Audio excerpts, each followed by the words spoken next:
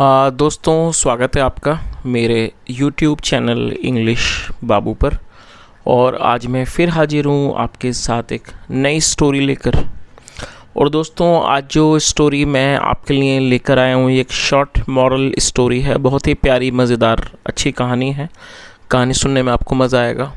उसके अलावा दोस्तों आज की इस स्टोरी में आपको कुछ नए इंग्लिश के वर्ड मीनिंग सीखने को मिलेंगे, उनकी करेक्ट प्रोनाउंसिएशन के बारे में पता चलेगा और हमेशा की तरह जो इसका ग्रामर का पार्ट है उसे बिल्कुल डिटेल में कवर करेंगे, तो एक एक स्ट्रक्चर को आप बड़ी आसानी से सीख पाएंगे। तो चलिए दोस्तों आज की इस कहानी को हम शुरू करते हैं और सबसे पहले कहानी का टाइटल देखते हैं।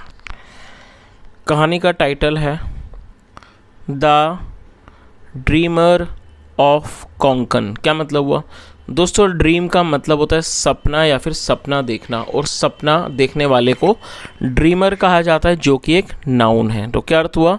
The dreamer of Konkan, Konkan का सपना देखने वाला। तो दोस्तों ये आज की इस कहानी का टाइटल है, शीर्षक है।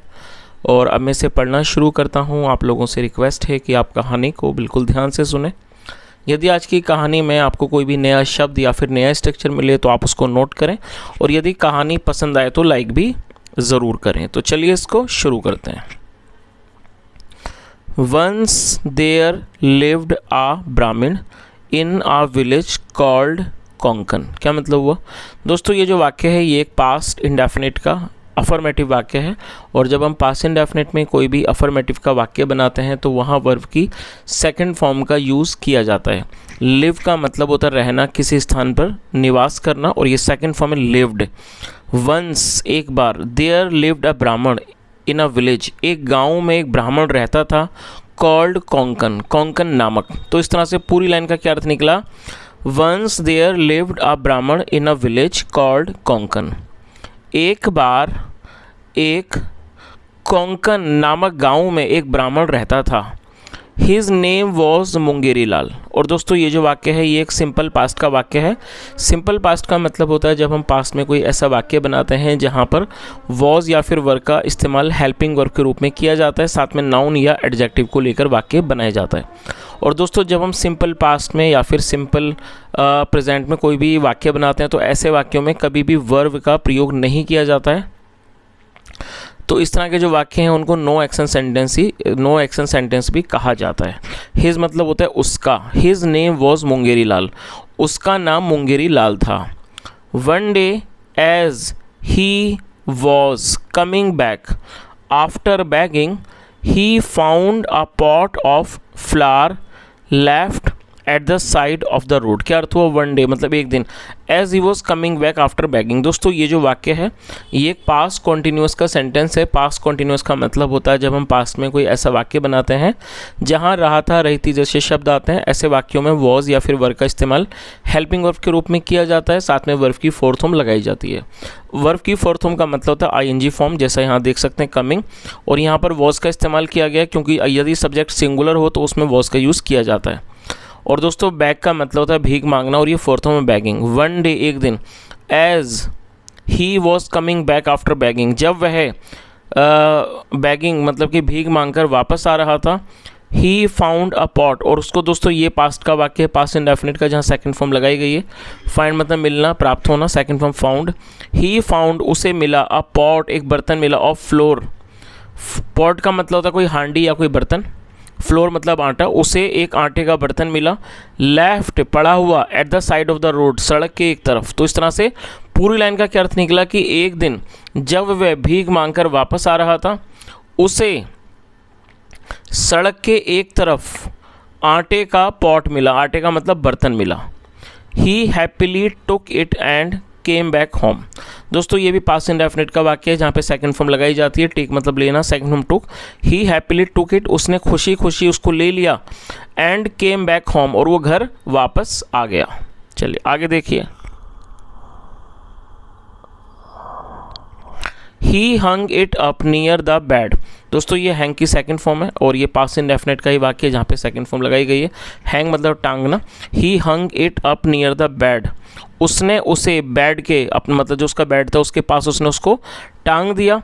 And as he lay down और जब वो नीचे लेटा टू स्लीप सोने के लिए, he started dreaming about it, वह उसके बारे में सपना देखने लगा। आगे देखिए, tomorrow I would go and sell this flour in the market. दोस्तों ये जो वाक्य है ये फ्यूचर इंडेफिनिट का ही वाक्य है और ऐसे वाक्यों में विल का इस्तेमाल किया जाता है। और यदि एक्शन के बारे में पूरी होने की कोई पॉसिबिलिटी ज़्यादा ना हो तो ऐसे वाक्यों में वुड का इस्तेमाल किया जाता है। तो क्या अर्थ हुआ, टुमारो मतलब कि कल, आई वुड गो मैं जाऊंगा, and sell this flour in the market, sell मतलब बेचना, और इस आटे को बाजार में बेच दूंगा। ही थॉट उसने सोचा। और दोस्तों ये पास्ट का ही वाक्य जहाँ सेकंड फॉर्म लगाई गई है, थिंक मतलब सोचना, सेकंड फॉर्म थॉट, ही थॉट उसने सोचा। तो उसने क्या सोचा कि कल मैं मार्केट जाऊंगा, बाजार जाऊंगा और आटे को बेच दूंगा। Then I would go and buy a goat with it, then I would go फिर मैं जाऊंगा, and buy a goat with it और फिर मैं उससे एक बकरी खरीदूंगा। आगे देखिए, the goat would give milk and after some day it will also give birth to a kid. तो उसने क्या कहा, the goat would give milk, और ये भी फ्यूचर का ही वाक्य है, the goat would give milk. जो गोट है, गोट मतलब बकरी, बकरी दूध देगी, would give milk, and after some day और कुछ दिन के बाद, it will also give birth to a kid, वो भी एक बच्चे को जन्म देगी। और दोस्तों ये जो वाक्य है ये फ्यूचर इंडेफिनिट का वाक्य है, ऐसे वाक्यों में विल का इस्तेमाल हेल्पिंग वर्ब के रूप में किया जाता है। तो उसने क्या सोचा कि जो गोट है, बकरी है, वुड गिव वो दूध देगी, and after some day it will also give birth to a kid, और कुछ दिनों के बाद वह एक किड को, बच्चे को भी जन्म देगी। The kid would grow up, जो किड है, बच्चा है, वुड ग्रो अप वो बड़ा होगा, टू बी अनादर गोट, एक दूसरी बकरी बनकर, अनादर गोट। सून मतलब जल्दी ही, I will have an entire herd, और दोस्तों हर्ड का मतलब झुंड। और ये जो वाक्य है ये एक फ्यूचर का पजेसिव वाक्य है। फ्यूचर पजेसिव का मतलब होता है जब हम फ्यूचर में कोई ऐसा वाक्य बनाएं जहाँ पर ये दर्शाते हैं कि फ्यूचर में किसी व्यक्ति के पास कोई वस्तु होगी, तो ऐसे वाक्यों को फ्यूचर पजेसिव का वाक्य कहा जाता है। ऐसे वाक्यों में विल हैव का प्रयोग हेल्पिंग ऑफ के रूप में किया जाता है। यहाँ एपिस्ट्रोफी एस के बाद डबल एल है जिसका मतलब होता है विल। तो क्या अर्थ हुआ, सून जल्दी ही, I will have an entire herd, entire मतलब पूरा, जल्दी ही मेरे पास एक पूरा झुंड होगा। तो दोस्तों उसने ये सब सपने देखे कि भाई मैं इन जो आटा बेचूंगा इससे मैं उन पैसों से बकरी खरीदूंगा, और वो जो बकरी है वो दूध देगी, और कुछ दिन के बाद वो एक बच्चे को जन्म देगी, और इस तरह से जो बच्चा है वो बड़ा होगा, दूसरी बकरी बनेगा, और जल्दी ही मेरे पास एक पूरा झुंड हो जाएगा। चलिए आगे देखिए, देन फिर I will sell the herd in the market, फिर, और ये भी फ्यूचर इंडेफिनिट का वाक्य है जहाँ पर विल के बाद फर्स्ट फॉर्म लगाई जाती है, S E double L, sell मतलब बेचना। देन फिर I will sell the herd in the market, फिर मैं हर्ड को, हर्ड मतलब दोस्तों आप इसे नोट कर लीजिए, HERD, हर्ड मतलब झुंड, फिर मैं झुंड को बाजार में बेच दूंगा।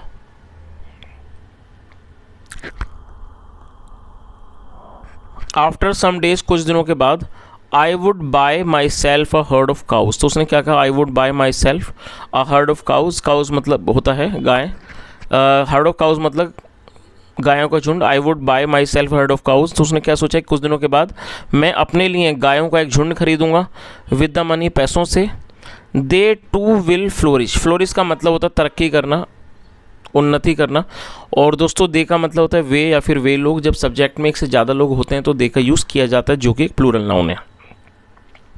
दे टू विल फ्लोरिश, वो फ्लोरिश का मतलब होता है फलना फूलना, वो भी फलेंगे फूलेंगे, लाइक द गोट्स, बकरियों की तरह। और आप इस वर्ड को नोट कर लीजिए दोस्तों, फ्लोरिश का मतलब होता है उन्नति करना, तरक्की करना या फिर फलना फूलना। तो क्या अर्थ हुआ, they too will flourish like the goats मतलब वे भी बकरियों की तरह फले फूलेंगी। आगे देखिए, और दोस्तों कहानी को अच्छे से समझने के लिए आप चित्र भी देख सकते हैं, चित्र के माध्यम से भी जो कहानी है उसका अच्छा फील आता है, साथ में समझ भी आती है। यहाँ पर आप देख सकते हैं कि जो व्यक्ति है वो एक सपना देख रहा है कि किस तरह से वो आगे धीरे धीरे धीरे तरक्की करेगा। चलिए आगे देखिए, When I would have enough cattle, दोस्तों आप इस वर्ड को जरूर नोट कर लें, CATTLE, कैटल का मतलब होता है पशु मवेशी, इस तरह के पशु जो हम खेती किसानी में यूज़ करते हैं, या फिर जिन्हें दूध वगैरह के लिए पाला जाता है व्यापार के तौर पर, उनको कैटल कहा जाता है। तो उसने क्या सोचा, when I would have enough cattle, जब मेरे पास पर्याप्त मवेशी हो जाएंगे, I would sell a part of them, part मतलब हिस्सा, मैं उनका एक हिस्सा बेच दूंगा, एंड विद द मनी, और पैसों से, bye my self a house, अपने लिए एक घर खरीदूंगा। चलिए आगे देखिए।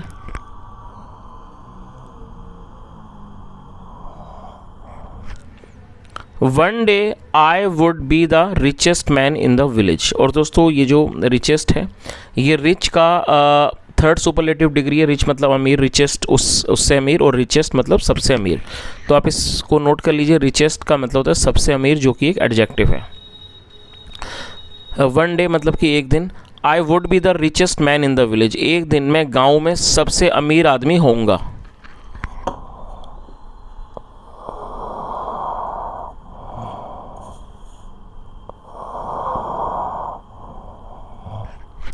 Then one day I would get married, then one day I would get married, और एक दिन मेरा विवाह हो जाएगा, एक दिन मेरी शादी हो जाएगी, to a beautiful and loving girl, एक सुंदर और प्यारी लड़की से।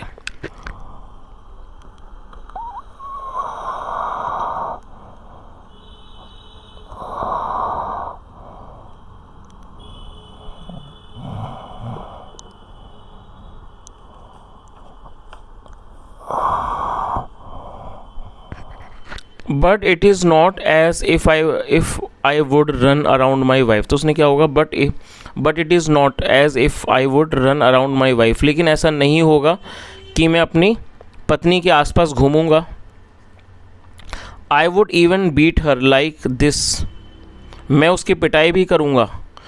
इफ़ शी एवर डिसओबेड मी, यदि वो मेरी आज्ञा का पालन नहीं करती। और दोस्तों डिसओबे को आप नोट कर सकते हैं, डिसओबे का मतलब होता है किसी की अवज्ञा करना, मतलब किसी के आज्ञा को ना मानना, किसी की बात ना सुनना, या किसी की आज्ञा को ना मानना, उसे डिसओबे कहा जाता है। तो उसने क्या कहा कि but it is not as if I would run around my wife, लेकिन ऐसा नहीं होगा कि मैं अपने पत्नी के आसपास घूमूंगा।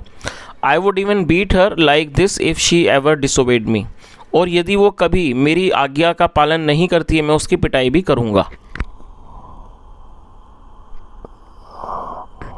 सो थिंकिंग, ऐसा सोचते हुए, he lifted a stick, lift मतलब उठाना, उसने एक लाठी उठाई, एंड स्विंग इट, और उसको घुमा दिया।